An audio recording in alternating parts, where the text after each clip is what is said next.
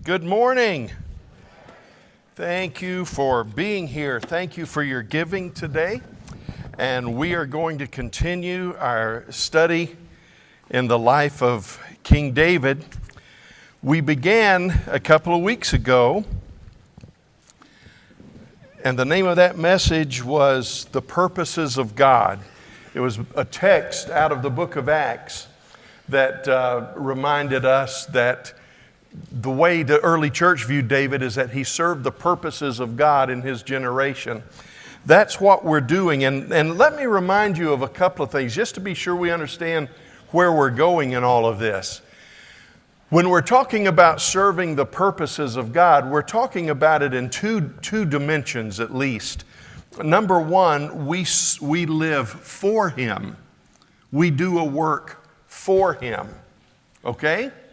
But we also, the purpose of God for all of us is to become like Him. And sometimes we forget that God's working on two different levels at the very least, and sometimes those things overlap. Sometimes one seems to make us forget about the other one. But our goal is to not only please Him by serving Him, but it's also to please Him by looking like Him. I tell you, I'm amazed at something. I really am. I'm amazed at how much, the older I get, how much I look like my dad. At first, it was just my hands. I was driving down the road, and I thought, oh my! It took my breath away. I looked at my hands on the steering wheel, and I said, those are my daddy's hands. Where did they come from? But you know what has started happening in the last couple of years? It's not frequent, but every now and then I'll pass by a mirror, I'll just pass, and I would swear that I just saw my dad. And I look back and I said, no, it's me. But what I'm saying is the more mature I get, the more I look like my dad. And every time I think that, I need to ask myself the question, is that happening in the spiritual realm? Am I looking more like my heavenly Father in the spiritual as I'm looking more like my physical father in the natural? Now, I know that breaks down when you push it so far because not all of us look like our dad. Some look like our mothers. Some look like our grandparents or an aunt or an uncle or whatever. But the point I'm trying to make is in the spiritual realm, we all, like Amy Grant sang about 100 years ago, we all have our Father's eyes, and we are to be not only serving Him, but looking like Him. So we began by acknowledging the purposes of God. The reason I'm reviewing is I want to be sure you understand, this is not a sermon series about historical facts so that you can know more about the life of David. This is a message about the life of David so that each of us can get a better grip on how God works in our lives. David is a great example of that. And I tell you, when you read the Psalms, and I try to read some Psalms every day, the thing about the Psalms that is so beneficial is that it covers David in every mood of his spiritual existence. I read sometimes and I say, how can I doubt God? Listen to these words, how can I doubt God? Then I read a psalm where he's so upset and so angry with his enemies, he hopes that they and their children will die, and the psalm ends. You want another verse to say, oh, I was just in a bad mood, Lord. Forgive me for my stupidity. You want that verse, but it just ends. It ends right there, and you got to go on to something else. And we all have days like that. We have moments like that. So we said, as we began to understand the way God works in our lives, we can see a good model by looking at David. Did you know that there is more about David concerning the details of his life, more about David than anyone else in Scripture? Oh, I know that every page of Scripture is about Jesus, but I'm talking about the details of life. David leads the way, and I think it's because there's so much we can learn from this man. So we began by understanding where Israel was. We were introduced to the last judge and probably the first vocational prophet as far as Israel was concerned, Samuel. Then we read a little bit about Saul and David. We began the second week what we call his journey. And we found out about the call of God on David's life. We found out how God uses us behind the scenes. You remember how David was a shepherd? And when nobody knew what was going on in his life, if David hadn't given testimony, nobody would have known anything about those days of his life. But he fought the lion, he fought the bears, he learned to have a shepherd's heart during those days when he worked behind the scenes. And then God promoted him to bring him in. He learned and had a musical gift. It was amazing. And he was known as a musician. And when Saul was tormented by an evil spirit and couldn't sleep, they brought David in because of his reputation of producing soothing and worshipful music. And though Saul and David probably never met during those days, David would have been sitting on the other side of a veil or another section of the tent. But David was used of God to bring a calming effect to the life of Saul. And then we said when your journey begins, there's what you do that nobody knows about. There's what you do that you don't ever get the credit for. And then suddenly you find yourself being brought into the spotlight. And we find David in that momentous battle with Goliath. And that's probably the most famous story about David, his battle there in the valley of Elah. But we also discovered last week that once God, now I hope you heard it. If you didn't, I'm going to repeat it this week. Once you began that journey with God, it won't be long before God makes your purpose in life very evident. It may be musically, it may be as a writer, it could be as a mom raising kids. Wherever you are, God has a purpose for you. Truck driver, the list goes on and on. Every vocational calling is a calling, and it's honorable, but you've got to find what God has called you for. But when He begins to promote you, hear me, He usually will turn the spotlight on you, and you'll find that you will meet someone nearby. We never like this, and please don't stop and look at someone when I say this. But you will usually find when God begins to work in your life in earnest, you will find yourself near someone who is either under the judgment of God or under the severe chastisement of God. And what you will find is that as you are being elevated, there is an absolute hindrance in your life that you begin to say things like, if it wasn't for this, I could be happy. If it wasn't for this person, I could be full of joy. If it wasn't for this individual, I could fulfill God's purpose for my life. But what you find out is they're not going anywhere. And furthermore, you find out that God put them there. Now, let me tell you this, when you, and it might not be a person, it usually is, but it could be a job, it could be a circumstance, it could be a half dozen things, but usually it's a person. And let me tell you, when you begin to interact with this person under judgment or chastisement, they make no sense.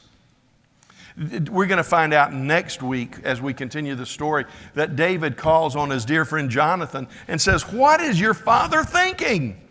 What is he doing? I know he's trying to kill me." It makes no sense. And can I tell you something else this person does? Or this circumstance does, this job does?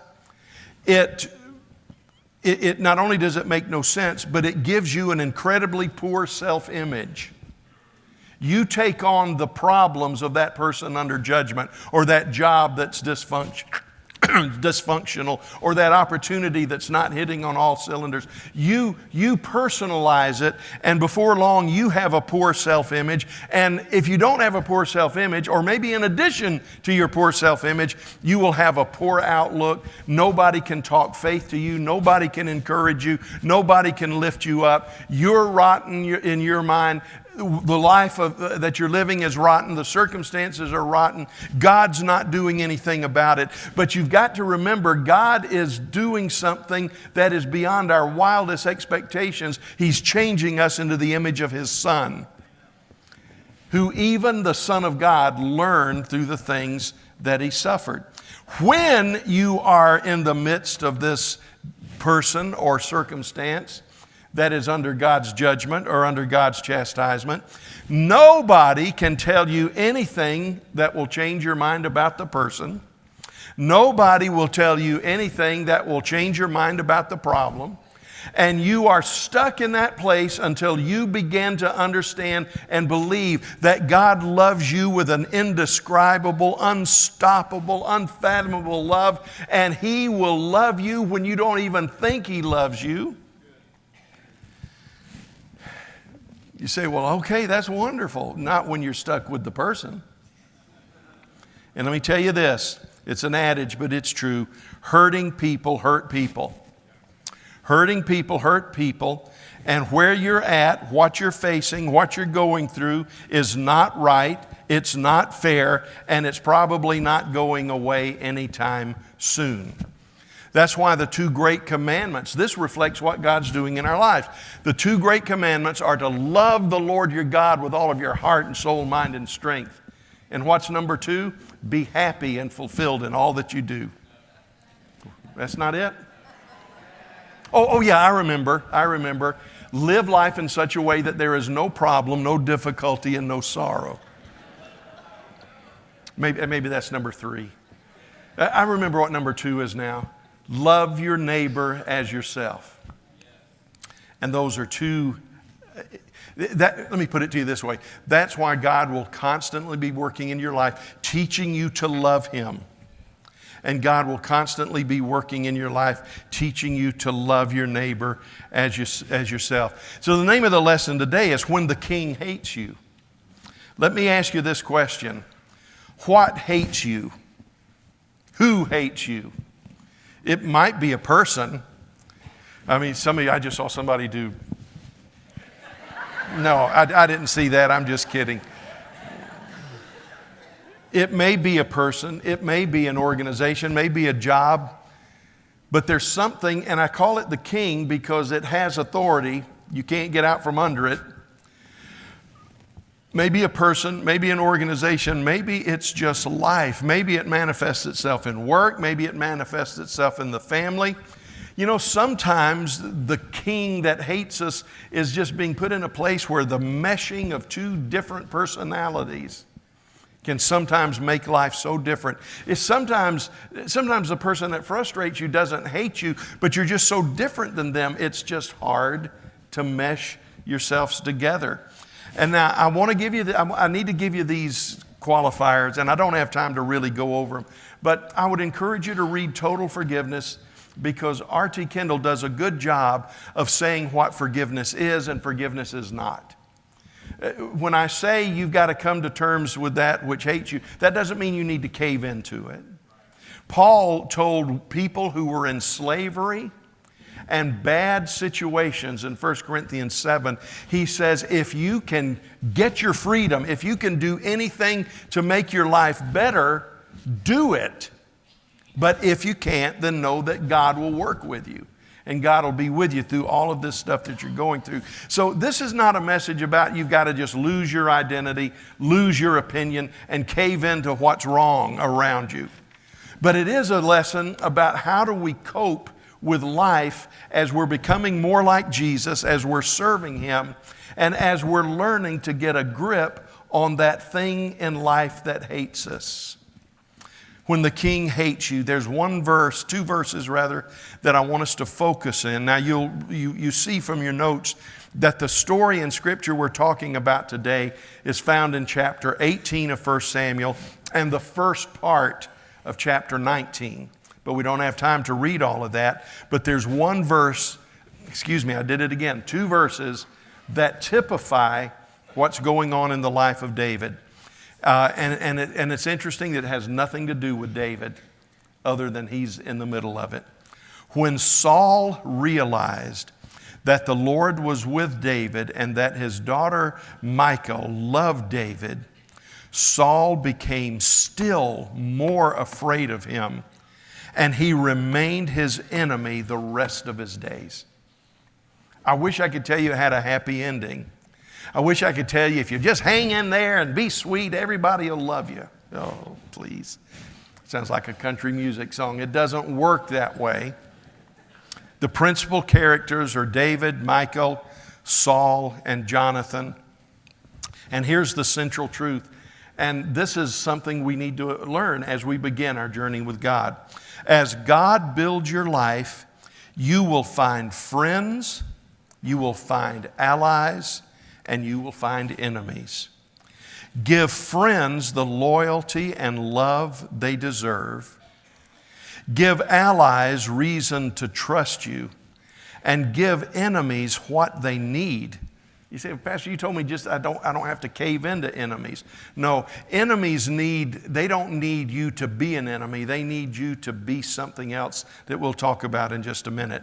The summary statement is this: keep your path clear, keep your heart tender, and your hands clean. Now let's think about some things as we move into this lesson. Remember that there was not yet an established line of succession to the throne of Israel. By the time of David, it would be assumed that the son succeeds the father. But that was not the case. There was no case. There was no example of what had gone on before. Saul, now don't forget, Saul's story goes by quickly, but he was king for 40 years. And the stage was being set for the testing of three hearts, not only Saul and not only David, but also Jonathan. This is another series, or another sermon for another time, but Jonathan is one of the most perplexing individuals in the story of David, because Jonathan would have been an excellent king. Jonathan was everything that you would want a king to be, but he was the most selfless individual in the narrative of David. And even though he knew that it would cost him the throne to be David's friend, he remained David's friend. And this is what he said. He said, everybody who is listening to God knows, David, that you are going to be king. And I want to make a promise to you. I will be seated right alongside you, being your biggest supporter. I will be seated right alongside you, making sure everything you desire comes to pass. Jonathan is a man that's a bright light that passes away all too quickly. It wasn't fair what happened to Jonathan. It wasn't right what happened to Jonathan. But let me go back to my introduction. When you're dealing with people that hate you, don't look for what's fair and what's right.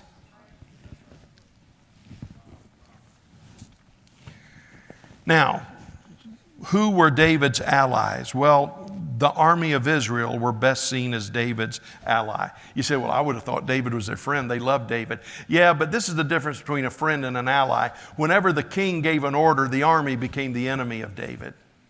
That's the difference between a friend and an ally. A friend stays with you in every situation. An ally sees which way the wind is blowing. Or the ally believes your friendship is subservient to some other kind of allegiance. But allies on the good side can fill a role for a reason or for a season. You say, well, what is an ally, good or bad? Allies are essential. There are people in your life that will never be your close friends. There are allies in your life that will never be allowed to come into the inner you, the inner sanctum, so to speak. But they have a connection with you. You can't bring everyone in your life to the level of close friendship. We are always to be friendly. We're always to treat people as friends. But most of our acquaintances won't become close friends. That's just the way it is. That's just the way it is. But they are allies. And you say, well, I want to be everybody's friend. Can't happen. It can't happen because it is so expensive to have a friend. Having a friend is costly. It's costly for them. It's costly for you. And you're not wired to be. Now you can be friendly with everyone and you can call everyone your friend. But when it gets right down to the bar fight time, they are either going to be a friend or an ally, and the situation will show you which. Some people are like footstools. They just let you prop your feet up to rest briefly. Some people are like rocking chairs or chairs at a table. They are to nourish you or comfort you. But then you've got other people that help you rest and recover. They're heavy-duty recliners. And loved ones, please understand, there's nothing wrong with being a footstool. There's nothing wrong with being a rocking chair or a chair at the table in someone's life. But every once in a while, you'll find a handful of people that are like heavy-duty recliners, and you just plop down on them. You push a button, and it does whatever you say. I love Jackson coming over to the house whenever he can. Where you want to sit, buddy? I want to sit Papa's chair. Papa's chair. He's lost in it when he pushes the buttons. But friends are like that. Now, Jonathan, just follow me in your notes. The true friend was Jonathan. Let me say this about friends. Friends are our lifelong support. Stu Weber says there are different kinds of friends. He says there's a handful of piton friends. And what he's talking about is that thing that's driven into the side of a cliff. When you're climbing the cliff, you hook the rope into it or you grab hold of it. What he says is there are piton friends that you can rest your existence on. You can rest your life upon.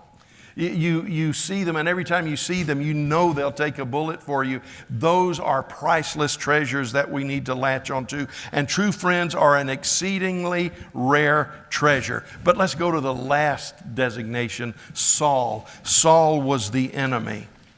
Now, let me say this. Those who are not friends aren't necessarily enemies.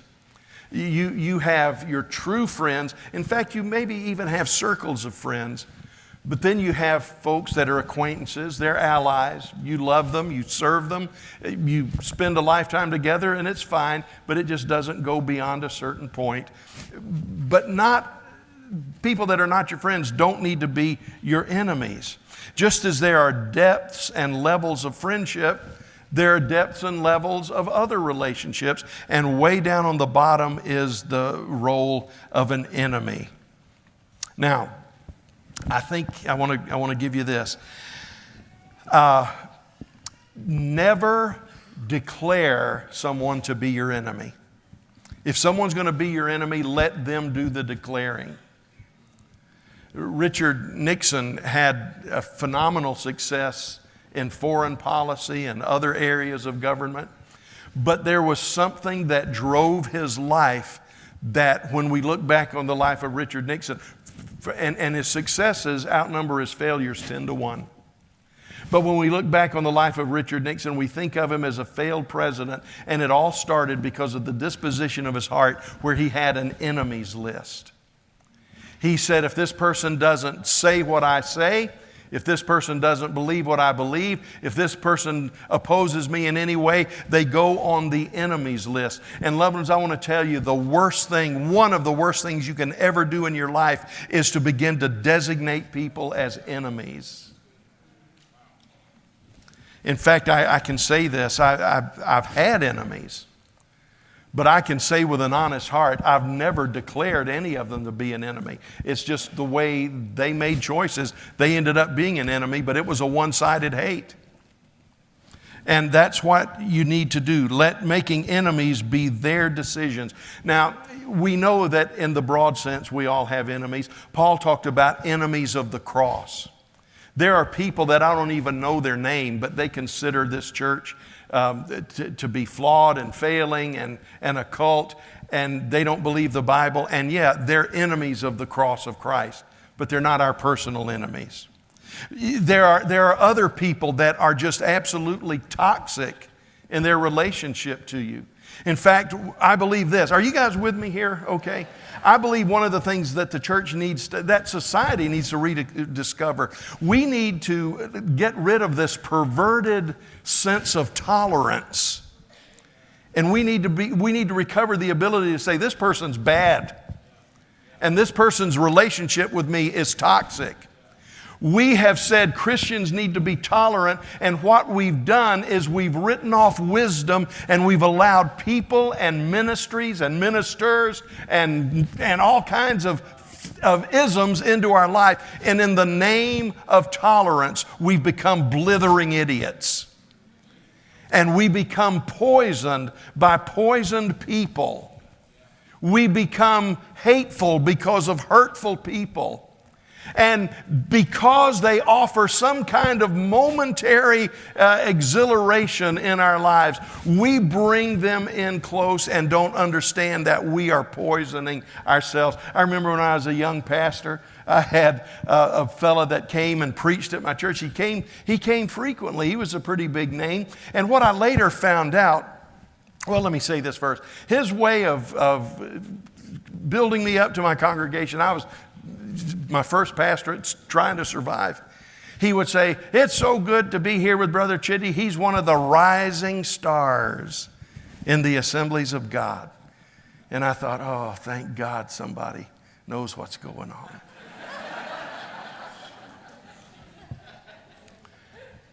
And then I talked to somebody. I said, "Yeah, we had so-and-so preach." He says, "Oh, yeah." He said, "I love when he comes to my church.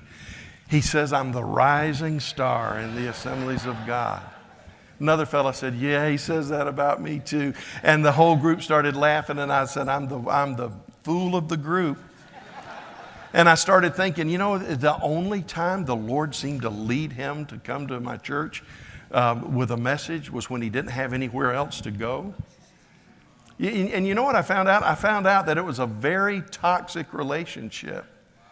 But because it lifted my ego for 15 minutes during a week service, I allowed, I don't know how much damage to be done to me, to my ministry, to my church. I know you wouldn't think of doing that. But there are people that are just toxic. And then there are people that have made themselves your enemies. Paul said, "Beware of Alexander the coppersmith, because he has done me much harm."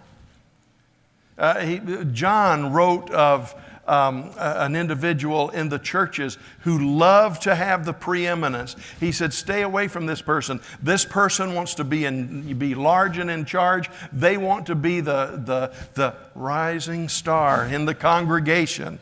And John said, "Don't have anything to do with him." Loved ones, I don't mean we need to become critical, but we need to stop being suckered in by people who only associate with you to get something from you.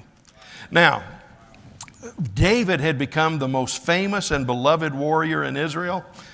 Is that meddling or is that still preaching? That's okay. Okay. David had become the most famous and beloved warrior in Israel. Saul's torment would increase so much that he began to view David as his enemy. Can I tell you this? What's true of nations and what's true of cultures is also true of your friendships. The scripture says this. It was speaking of a nation, but it's also true of a culture. And it can be said that it's also true of us as individuals. When we call that which is evil good, and we call that which is good evil. That's why we need to be careful in America. We need to pray for our culture. We need to pray for our mindset, because the history of the last 2,000 years is that Christians are initially ridiculed. Then Christians are marginalized. Then Christians are persecuted. Then Christians are killed. You say, not in America. That's the pattern of the last 2,000 years. And I pray to God that our country doesn't go down that path. But it begins with us understanding who our friends are and who our friends aren't. And I know this sounds divisive, and it's meant to be. Now, he made attempts to kill David in chapters 18 and 19. Number one, Saul tried to kill him up close and personal with the javelin. And David was just younger than Saul. By this time, Saul's probably 50 years old. And he's not as fast as he once was, but David still is. Reminded me of President Bush. Somewhere in the Middle East, they threw a shoe at him, and he just kind of dodged and kind of laughed. But David didn't laugh. He realized he couldn't afford to give Saul another chance to kill him, so he would flee from his presence. Saul would calm down. Then he tried to have him killed on the battlefield. He put him in situations, well, if I can't kill him, I'll keep my hands clean. I'll let the enemy do it. And it's basically a good plan if you want to kill somebody. It worked for David years later when he wanted to get rid of Uriah.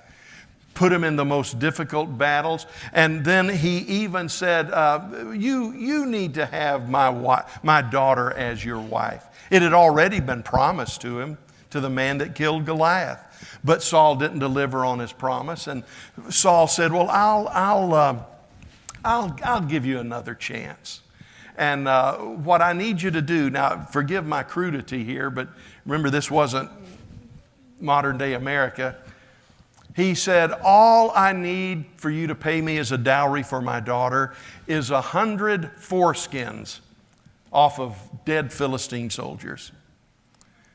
Now, I'd hate to have that assignment, number one.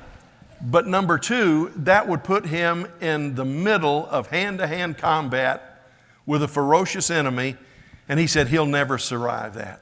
And David, you know what? When your heart is pure, sometimes you're naive. And David said, 100 foreskins. King, I wouldn't consider your daughter worth less than 200 foreskins. So David goes out. He kills 200 of the enemy, performs a post-mortem circumcision on them, brings it back, plops it down in front of the king and says, here's my dowry. And the king says, how did he survive this? So he gives him his daughter. Now, one daughter had been promised, but he gave her to another man, broke his word to David. So he gave her his second daughter, Michal. Now, in our English, the closest to that is Michelle, but in Hebrew, you don't find a sh sound very much. It's a hard sound. So the equivalent name, it's not the man's name, Michal, but it was the equivalent of our Michelle in our English language. And he gives her Michal, as our English versions say, and they come to kill him, and this daughter is torn between loyalty to her dad and loyalty to her husband. And I know it's a tough thing to allow your princess to become someone else's queen, but you've got to let that princess become someone else's queen. And she spent the rest of her life torn between her husband and her father, when she should have been devoted to her husband.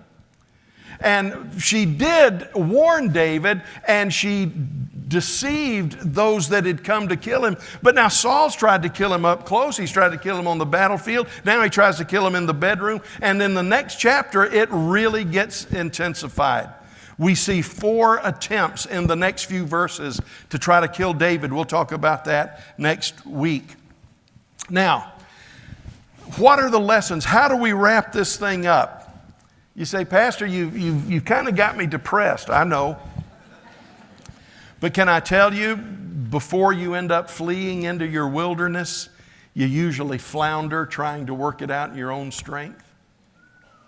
I know that's the pattern I've followed. Every time I face something bad, every time I've been in relationship with someone bad, like a King Saul, I end up floundering because I think I can make everyone like me. I can make everything better if I'll just work harder. And I want to tell you, one of the best days of your life, every one of you are going to call me a liar over this, but one of your best days is when you come to the point where you realize, I can't fix this brokenness, so I'm going into the wilderness. Because it's in the wilderness that God separates me unto himself.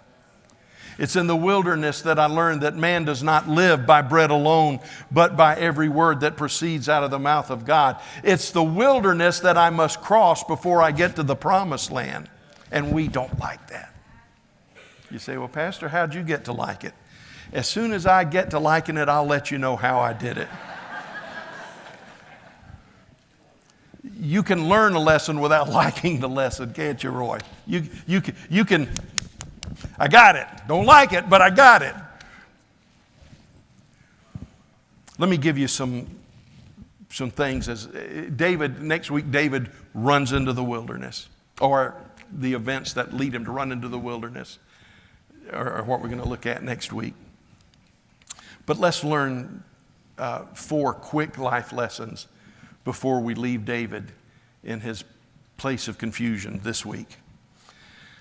The first thing that's a life lesson is we need to understand that we need to manage our relationship with our friends. And loved ones, let me tell you this, find friends that build you up, not that tear you down. Whether it's a Facebook, and I'm not preaching against it. I don't have any social media except I text with a handful of people, and that's only. Never mind. I'm not a friend, and I'm not a fan of social media. I think social media gives away too much information about us, and I think it gives cowards a shield to hide behind. There was a day when you had a problem with someone, you confronted that person face to face, but now you can become heartless and cut people at a distance. And for every good thing, now you say, Pastor, I got a ministry on Facebook. I'm sure that you do, but I'm saying on the whole, for every one good experience in Facebook, I see about 15 bad ones. Now, there are exceptions. I know there are exceptions, and please don't let Facebook be the only thing you get out of this message.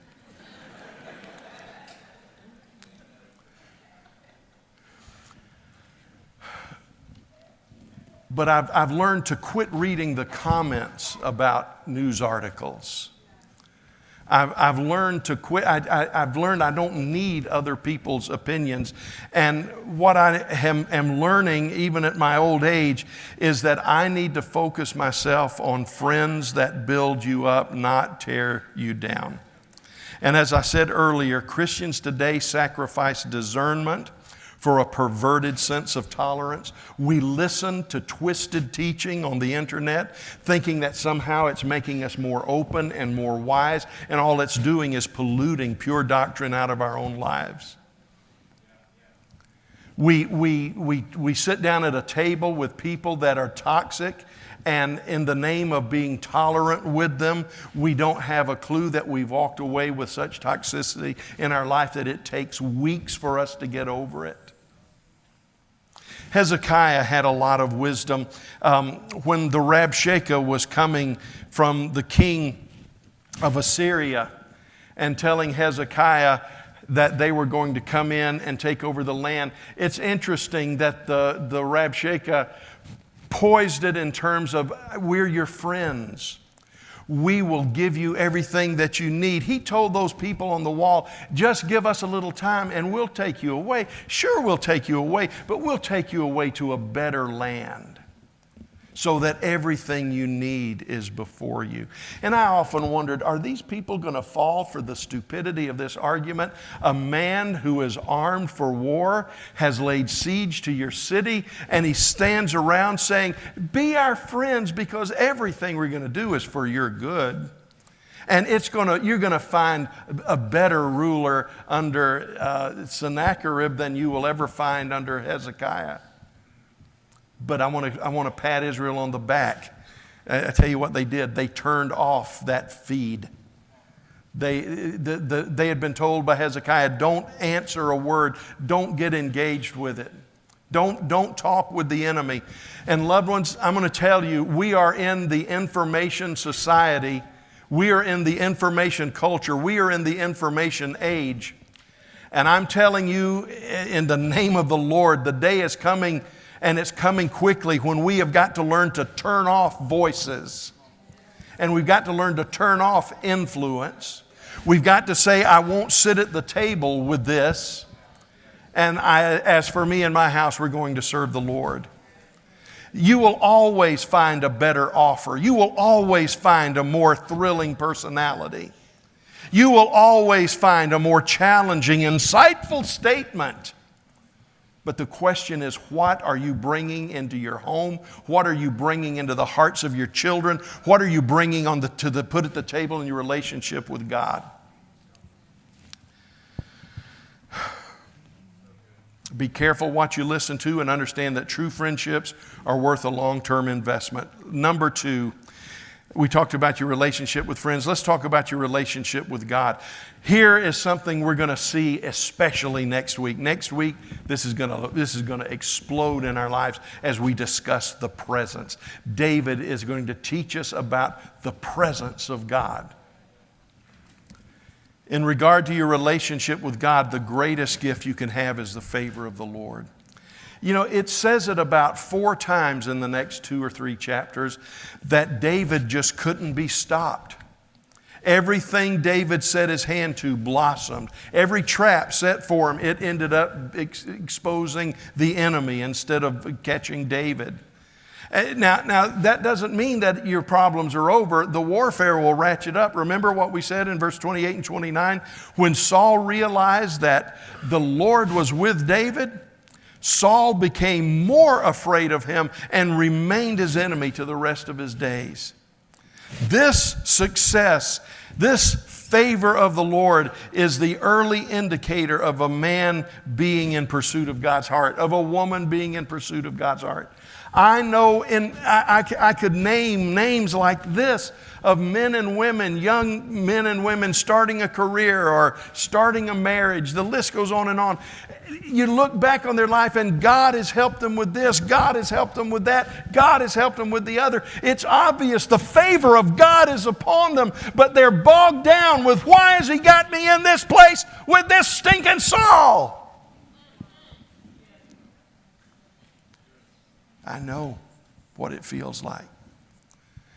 I know what it's like to be in a place where you're mismatched. You say, Pastor, you act like you just love us to death. I do. I mean it when I say I live in fear of assassination. Any pastor in his right mind would kill me to get this church. I love you. You treat me like royalty. I've never been happier than I have the last 25 years, and I mean that with all of my heart. You say, yeah, well, haven't you had some bad days? Yeah, but they were so few and far between that I've largely forgotten them. I have to stop and think what I've been mad about at times. I've just assumed it was my wife. I don't even remember. Hey, believe me, it probably wasn't her. But I want to tell you this, whenever you get your eyes on the wrong thing, you can forget all that God has done for you, and you can say some of the silliest things, not understanding that the Lord your God is the one holding you up, taking you from victory to victory. And you say, well, why do I have this Saul? God will take care of the Sauls in your life.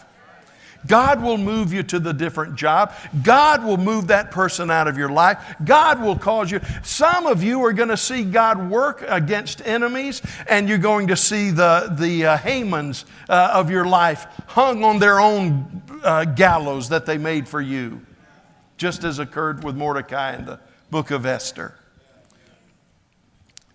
But loved ones, you've got to understand, you've got to become convinced, I can't do it. Your husband can't do it. Your wife can't do it. Your best friend can't do it.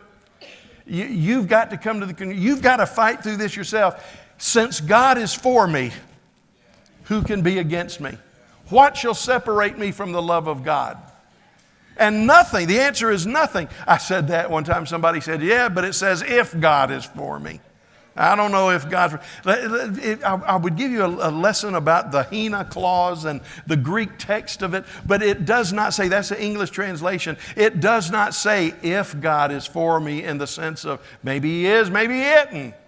The better translation is since we know. One translation from a scholar says, since it is obviously true that God is for us.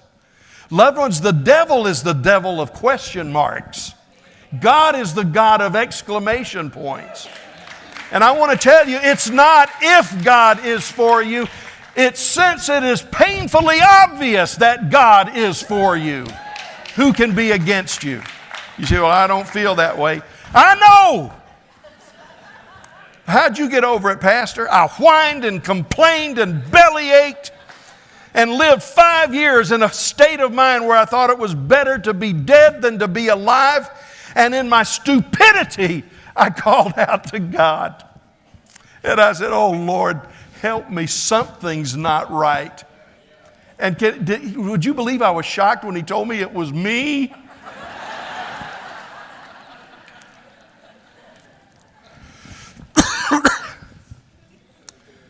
Ask God to give you a revelation of His love. Don't beat yourself up. That's what I did. When I'd begin to get my senses back, I'd just beat myself senseless. But I said, God, show me how much you love me. Show me. I challenge you to do this. Over the next 2 weeks, say, God, show me how you think of me. Show me what you think of me. Show me how much you love me. And you know what it's like when you really love someone, whether it's that newborn baby or whether it's that rebellious toddler or whether it's that know-it-all adolescent. When you really love somebody, you can get frustrated with them, but you would not allow one moment of harm to come to them. You might want to kill them, but you won't let anybody else kill them. Loved ones, this isn't in my notes, but if you could just begin to understand how much God loves you, if you could just get a glimpse that you are the apple of His eye, if you could just understand that you're hurting nobody but yourself when you push His love away. The greatest gift you can have is the favor of the Lord, and you've got it. You've got it. Well, if God loved me, why did He let me go through all of this stuff just to face this king? Well, why did he get you through all of this stuff? Do you think that God would bring you this far to leave you? Now, there are rivers we must cross. There are mountains we must climb. But God does not take us halfway up the mountain to abandon us. He does not take us halfway through the river to let us drown. He who began a good work in you will be faithful to complete it. Let's go on to number 3. You guys are dragging. Let's understand something about your relationship with your enemies. Understand the jealousy and envy of enemies. Understand the hatred of Satan. Understand the situation. I want to tell you, and let's just focus on people for just a moment. If there are people that consider themselves your enemies, understand that jealousy and envy has no rational cause. Don't beat yourself up saying, well, maybe if I acted this way, it would go away. Or what did I do to cause them to act this way? That's what David said. Hatred and jealousy and envy has no rational cause. There's no rational cause of racism. There's no rational cause of hatred. It's not something where you follow, well, this is why we feel this way. Jealousy and envy not only have no rational causes, but they have no rational boundaries. It'll spill over into every area of your life. And can I tell you that jealousy and envy are usually unresolvable? That's why you've got to decide if you're going to spend the rest of your life fighting these battles or if you're going to move on. Therefore, this is number 4. Engage in the processes of watchfulness. As you navigate these relationships in your life, always be aware of your surroundings. And if someone treats you wrong, what does the Bible say is the best way to deal with them? Opposite behavior. You know, we like to bind spirits. We like to take authority and expel this and expel that. But do you know, I think the most effective spiritual warfare is opposite behavior. Bless those that curse you. Do good to those who despitefully use you. I want to tell you, if you feel the stronghold over a city is pride, then the way to deal with that may not necessarily be casting down the spirit of pride. The way to do it may be fall on your own face and let humility operate through you. Learn the principle of opposite behavior. David had a chance, we'll read about later, David had a chance at least twice to kill Saul. But he took the attitude, he took the exact opposite approach of Saul. Saul knew David was anointed, so he said, I will kill him. David said, I must not touch the Lord's anointed. You say, well, Saul didn't deserve to be called the Lord's anointed. Oh, I know. He forfeited that a long time ago. God had already taken his blessing off of him. But as far as David was concerned, until God removed him, he was still the Lord's anointed. Be patient. Give God time. Now, let me end it with 3 summary statements. See if I can do it in 20 seconds. No, I can't. Here's number 1. Treat friends as a treasure. I know even your closest friends, there are times you need to pull away and give them space, but you never let go of true friends. You never let go of true friends. You say, well, how do you know you're someone's true friend? It's like when I asked my mom, how do you know if you're in love? She said, it's a funny little thing shaped like a lizard, goes first to your heart, then to your gizzard. And I said, I don't understand what you mean. And this is how she summarized it. She said, love is something better felt than telt. And I want to tell you something. People that are genuinely true friends, they usually grow into that, and they are usually in that relationship long before they know they are. You can't force it. But when you find it, give it the treatment that it deserves. Treat it like a treasure. That's number 1. How do I treat my allies? Well, allies may not be quite at the level of those close friends. And again, this is not an exact science. An ally can be a friend, and a friend can be an ally. I understand that. But I'm talking about for those people that you'd say, well, they're not my close friends, but they are on my side. We are allies together. Well, you treat them well, you treat them the way you want to be treated, and you realize that they may have Ziklag moments. The allies of David ended up being 600 men, and 300 that were closer than the other 300. And out of that 300, there were 40 that got even closer to David, and then there were 3 mighty ones. But you know what? When you read, and that's one of the last lessons we'll look at, is being a mighty man, or woman, of course. Every one of those men were ready to kill David at one point at Ziklag. That's the nature of being an ally. In fact, sometimes your closest friends were ready to kill you at one point because they were allies instead of friends. But understand that allies serve a very noble purpose. You serve a purpose in each other's lives. Cherish your allies. And then number 3, let God deal with your enemies. Let God deal with your enemies. Richard Nixon didn't learn to let God deal with his enemies, whether they were real or imagined. And it cost him the White House. It cost him his reputation in history.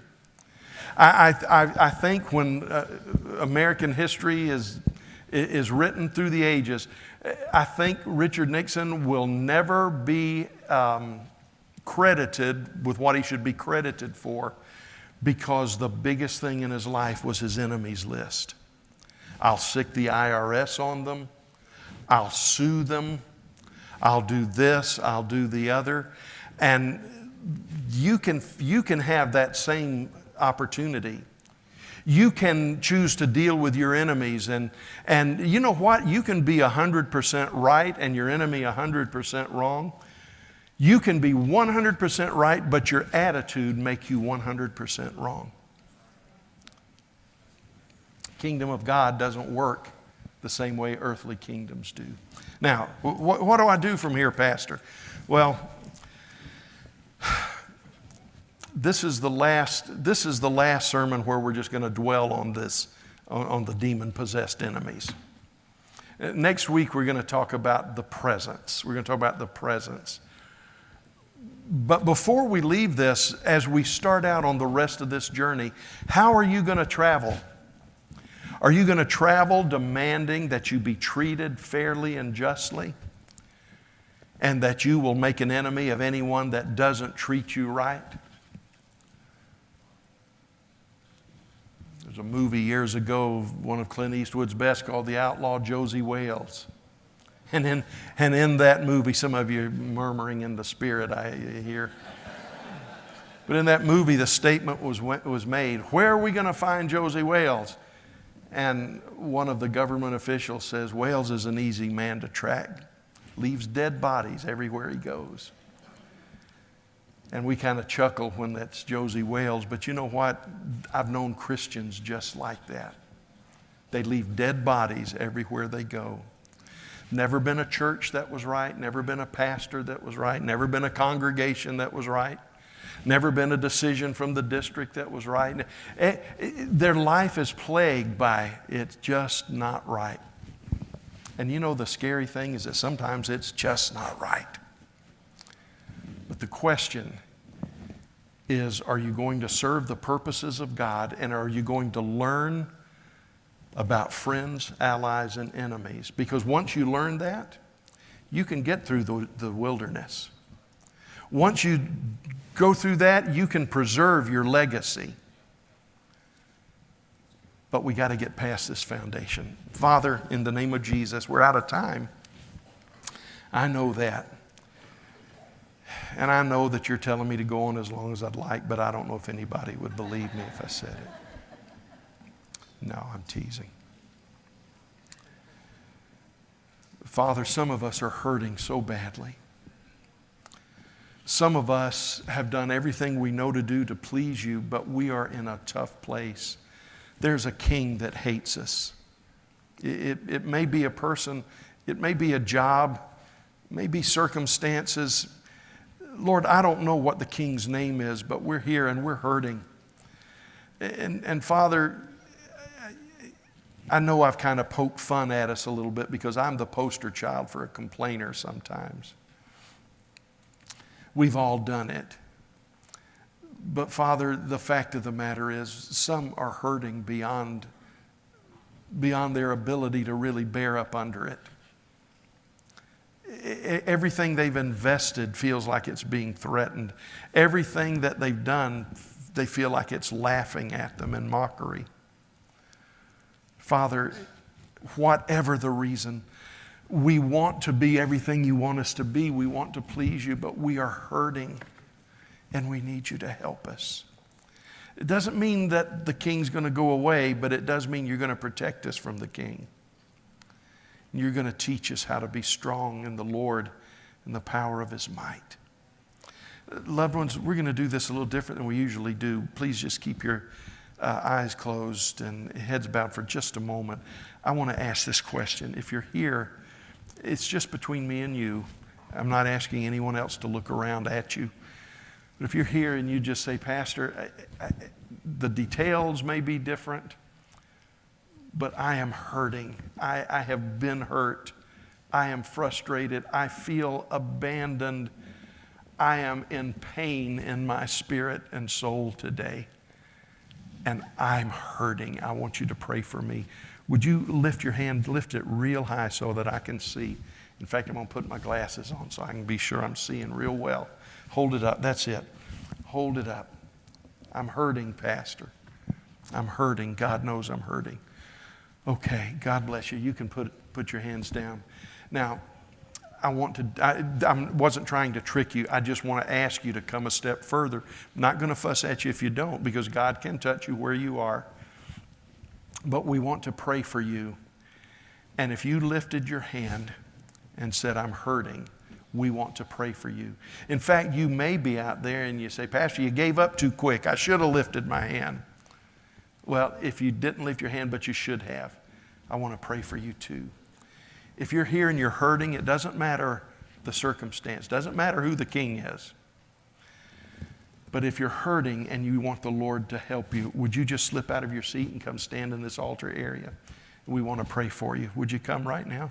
This is just an old-fashioned altar call. Raise your hand and come running. That's it. Come on.